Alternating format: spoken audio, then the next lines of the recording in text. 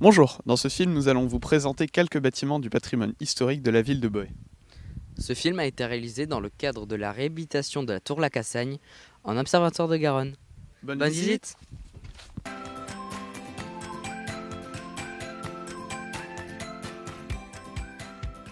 Bonjour, je m'appelle La Bruyère Willy.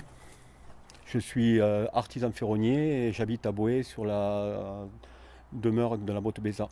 J'ai acheté en 1997. J'ai appris à l'aimer et ça fait 20 ans que j'essaye de le restaurer. Ce lieu, je l'ai découvert en cherchant des maisons quand je suis revenu sur Boë. Petit à petit, je me suis investi sur l'histoire du lieu. C'est le travail de tous les jours. Tous les jours, je travaille sur le site, à l'entretien et à la réhabilitation. Il reste à restaurer la tour Pont-Levis, piétonne.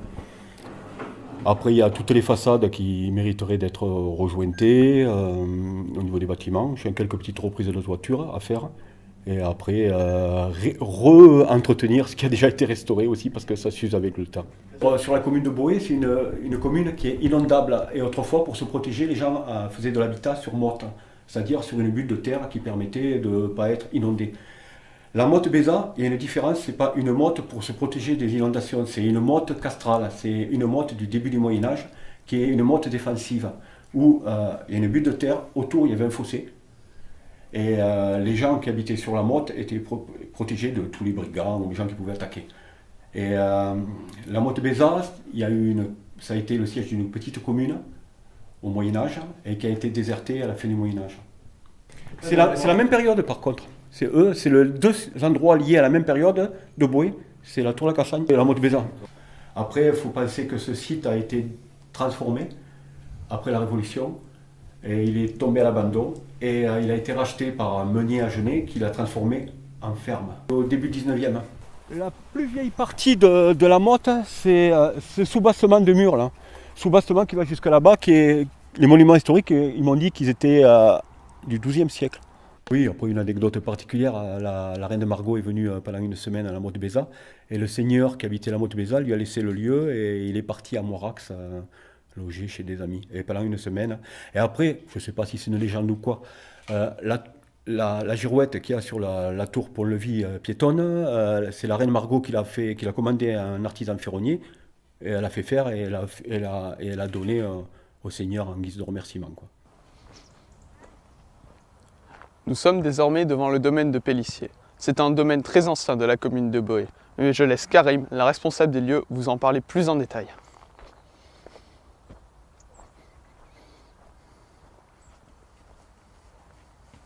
L'agglo a acheté en 2010, je crois que si je ne me trompe pas.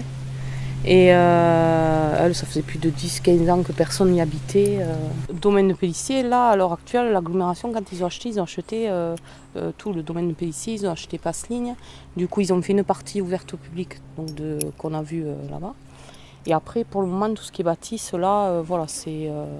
Au premier étage, c'était les logements des employés, des ouvriers qui venaient. Et après, en bas, c'était tout ce qui était cuisine, puisque tout ce qui était préparation, après ça montait avec un room service et ça allait à l'étage. Après, on verra de l'autre côté une partie de la chapelle, puisqu'il y a une chapelle. Il y a un petit box, donc là, en fait, il y avait tout ce qui était les cochons et tout, et qu'elle nous racontait qu'un jour, avec son mari, grand vent, la toiture s'est effondrée, elle a eu toute la toiture sur les cochons. Mais disons que le domaine, c'est pas que le domaine... La bâtisse, c'est vraiment tout le cadre aussi environnemental. Là, il y a un parc magnifique. Nous sommes en face de la tour La Cassagne, à quelques mètres du domaine de Pélissier. Nous allons vous laisser avec notre historien qui va vous présenter l'évolution au fil des siècles de cette tour et toutes ses utilités. Je m'appelle Hervé Bouillac, je suis historien de formation. Alors l'histoire de cette tour est difficile à retracer puisqu'on manque de sources en fait, de sources écrites pour les XIIIe et XVe siècles. Cette tour est sans doute liée à la famille de la Cassagne qui aurait donné son nom donc à cette tour et sans doute aussi à une maison forte, une maison noble qui est pas très loin sur la route d'Agen à Layrac. Ce qu'on peut dire, c'est qu'elle a un lien certain avec la Garonne, dont elle est distante de quelques dizaines de mètres. lié donc à la Garonne, mais aussi à un passage important, puisqu'ici on avait une route qui traversait la Garonne, qui est une route très très ancienne, qui s'appelle la Périgne, qui est une route antique et même antérieure. Donc ici c'est un passage important pour les hommes et pour les marchandises. Donc un carrefour fluvial et terrestre en quelque sorte. Alors il faut savoir que la tour de la Cassagne se trouve dans le territoire qui est sous contrôle de la cité d'Agen. Donc au XVIIe siècle, la juridiction d'Agen comprenait 29 paroisses. Et ici on se trouvait dans la paroisse de Saint-Sulpice de Boé. Alors l'originalité de cette tour est d'être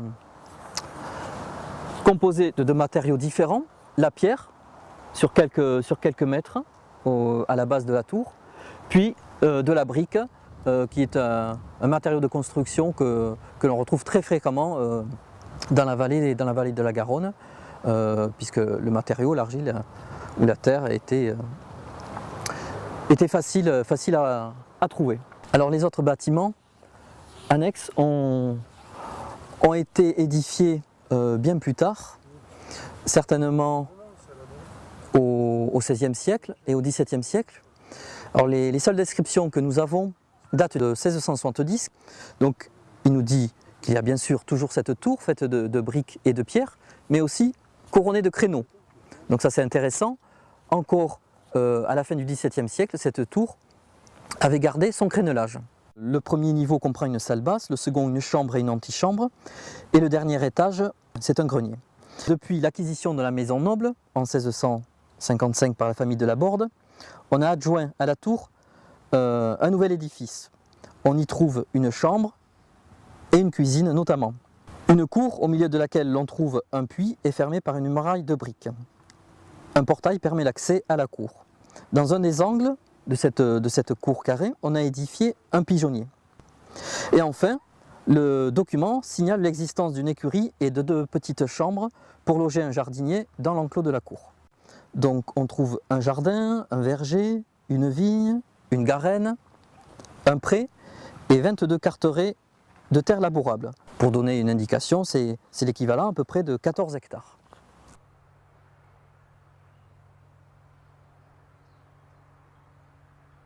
Nous sommes désormais au domaine d'Allot. Le domaine d'Allot, ce n'est pas seulement un château, mais c'est aussi un espace de camping et un golf. Je laisse Hervé Tauveau, actuel copropriétaire des lieux, vous parler de l'histoire du château un peu plus en détail.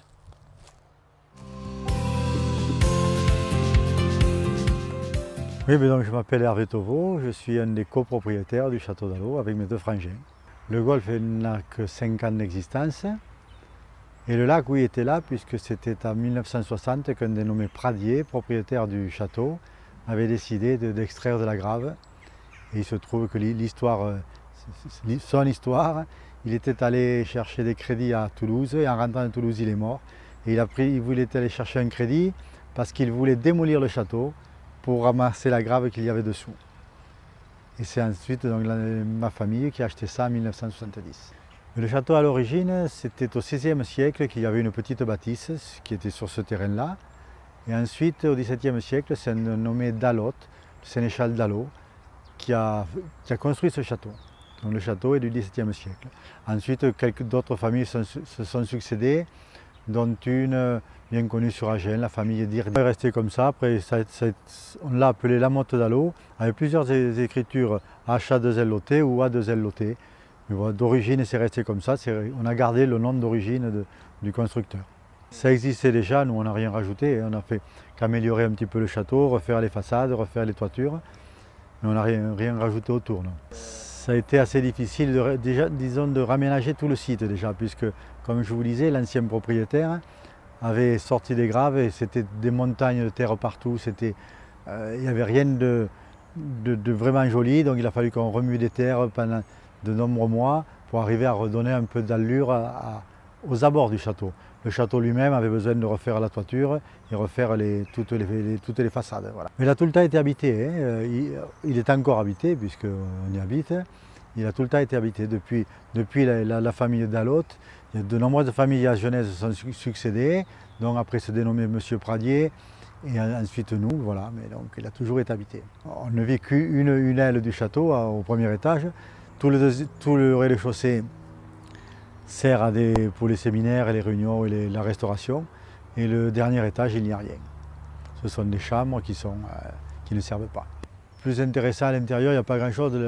Les seules choses qui ont un peu d'intérêt, ce sont de jolies des cheminées en marbre. C'est la seule chose qui mérite, qui est de cette époque-là. Après, il n'y a plus rien. Les arbres là, ce sont des arbres qui ont plus de 200 ans. Oui. Ce sont des cèdres qui ont plus de 200 ans. Oui. Et voilà, ce qui est regrettable, c'est qu'effectivement, ce dénommé Pradier a démoli toute une allée de cèdres. On en voit un ici, un autre qu'on voit tout à fait au bord de la route là-bas. Il y avait une allée de cèdres jusque là-bas. Il a tout démoli pour prendre la grave dessous. Et c'est un peu triste.